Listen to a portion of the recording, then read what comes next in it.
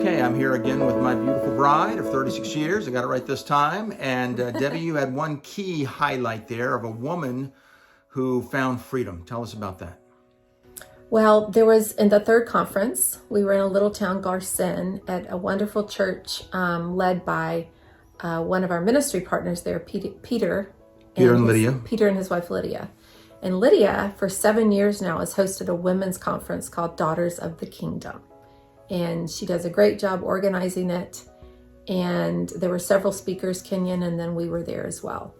So the first talk I gave, Lydia always likes me to teach on parenting because they love the book Parenting for God's Glory that God had me write a couple of years ago.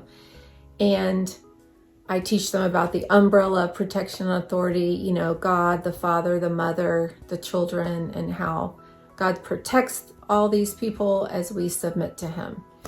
And they love that. But then I got into talking about how to discipline in love and how not to use your hands to ever beat your children. And I know that sounds strange to us in the Western world, but it's still very common in Africa that in the bush area that the women would beat their children in a very humiliating way. And so I teach them that God does not tell us to use our hands to ever hurt our children, but our hands have two reasons. One is to praise and cheer on your children when they do a good job. And the second way to use your hands is for comfort, for just a loving touch, you know, a pat on the back, a hug. And friends, when I first tell about this way of using your hands positively, they just look at me like I'm crazy. Until we talk more about how God treats us. And I just said, the Lord wants to redeem your hands.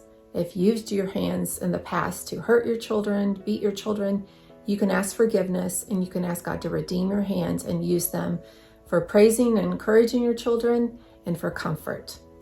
And at the end of that first talk, every woman in the room had her hands raised, asking God's forgiveness for how she has used her hands to hurt her children and how she wants her hands to be redeemed for God's glory, to encourage and to comfort their children. That must have been a very powerful moment for you to know that your teaching had that great of an impact on those women.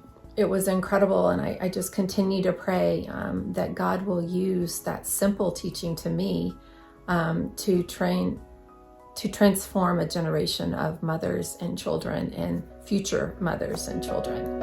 Amen. Thank you for sharing.